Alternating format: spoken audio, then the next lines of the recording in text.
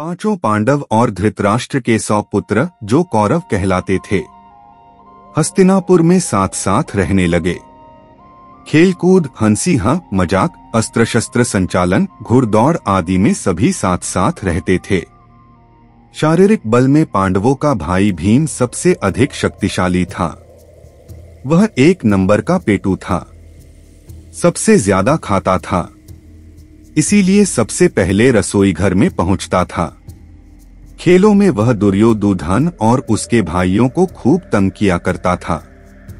उन्हें मारता पीटता, उनके बाल खींचता, अखाड़े में उन्हें उठा उठाकर पटकता। 8-8, 10-10 लड़कों को अपनी बगल में दबाकर गंगा के जल में डुबकी लगवाता रहता। वह उन्हें तब तक तंग करता जब तक वे अधमरे न हो जाते। यद्यपि भीम के मन में किसी के प्रति बैरभाव नहीं था और वह यह सब खेल खेल में ही करता था, परंतु सारे बालक भीम से भय खाते थे। भीम के इस जोश के कारण ही दुर्योधन और उसके भाई भीम से द्वेष भाव रखते थे तथा सदैव भीम को नीचा दिखाने के अवसर ढूंढते रहते थे। सभी बालक राजगुरु कृपाचार्य से अस्त्र शस्त्र का संचालन तथा अन्य विद्याएं सीखने लगे थे। विद्या ग्रहण करने में भी पांडव कौरवों से आगे रहते थे। कौरव इस बात से भी खींचने लगे थे। दुर्योधन और भीम की प्रतिद्वंदिता बढ़ती जा रही थी। भीम दुर्योधन को फूटी आंखों नहीं सुहाता था। एक बार दुर्योधन ने अपने भाइयों से सलाह की कि किसी तरह भीम को गंगा में डुबोकर मार डाला जाए और उसके अन्य भाइयों को बंदी बनाकर बंदीगृह में डाल दिया जाए। इस प्रकार हस्तिनापुर के साम्राज्य का दुर्योधन एकमात्र युवराज बन जाएगा।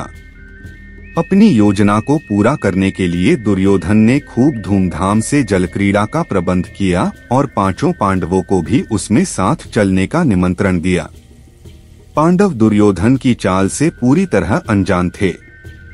वे सभी गंगा किनारे बनाए गए भव्य डेरों में उनके साथ आए और जी भरकर जलक्रीड़ा की। जलक्रीड़ा के बाद सभी ने डटकर भोजन किया। दुर्योधन ने भीम की खीर में विष मिला दिया था। खाना खाने के बाद जब सभी थककर सो गए तो विष के कारण भीम अचेत हो गया। दुर्योधन इसी अवसर की तलाश में था। उसने और उसके भाइयों ने मिलकर लताओं से उसके हाथ पैर अच्छी तरह बांध दिए और उसे उठाकर गंगा की वेग धारा में बहा दिया। लताओं से जकड़ा हुआ भीम का शरीर गंगा की धारा में बहता हुआ दूर निकल गया।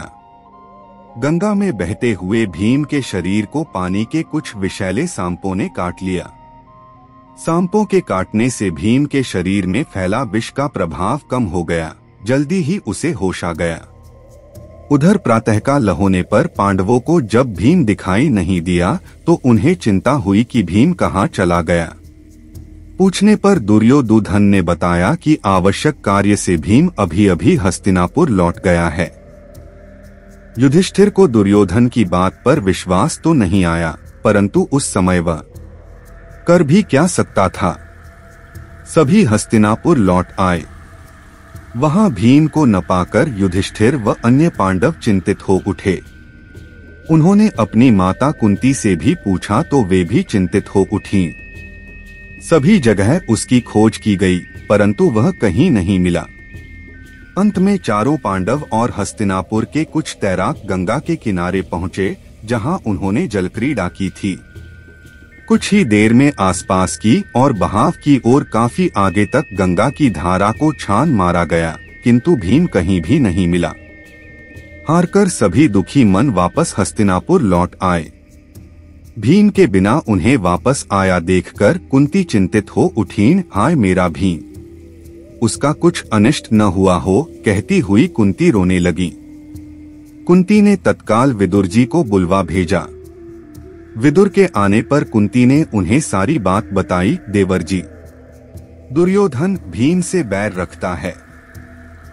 कहीं उसने भीम का कोई अनिष्ट न कर डाला हो। भाभी श्री, आपका कहना सत्य हो सकता है। विदुरदु बोले, परंतु अभी अपने मन की बात किसी के आगे प्रकट मत करो। दुर्योधन की निंदा करने से द्वेष और भी अधिक बढ़ जाएगा। मेरा पूरा विश्वास है कि भीम को कुछ नहीं होगा। आप निश्चिंत रहें, मैं स्वयं उसकी खोज कराता हूँ। दूसरी ओर भीम को होश आया तो उसने अपने आप को नागलोक में पाया। अपनी शक्ति से भीम ने सभी बंधन काट दिए। नागों ने उसे नागराज वासुकी के सामने प्रस्तुत किया। वहां नागराज आर्यक ने भीम को पहचाना। नागराज आर्यक कुंती के पिता शूरसेन के नाना थे।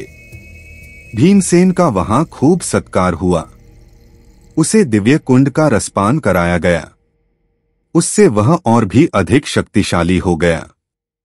वह शक्ति 10,000 हाथियों के बल के समान थी। नागराज ने स्वयं भीमसेन को पृथ्वी पर पहुंचाया।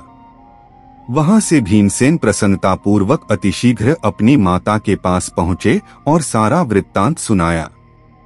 अपने पुत्र को सकुशल पाकर माता कुंती बहुत प्रसन्न हुई। इन सभी भ्राताओं ने उसे गले से लगाया। भीम क्रोध में भरकर बोला, भ्राताश्री, मैं दुर्योधन से इसका बदला अवश्य लूंगा। युधिष्ठिर ने उसे समझाया, नहीं भीम, यह समय अत्यंत सावधानी से रहने का है। तुम्हें शांत रहना चाहिए। भीमसेन के सकुशल वापस लौट आने के समाचार को पाकर दुर्योधन अत्यधिक उत्तेजित हो उठा। क्रोध में आकर उसने भीम के सारथी को अपने हाथों से गला घोंटकर मार डाला।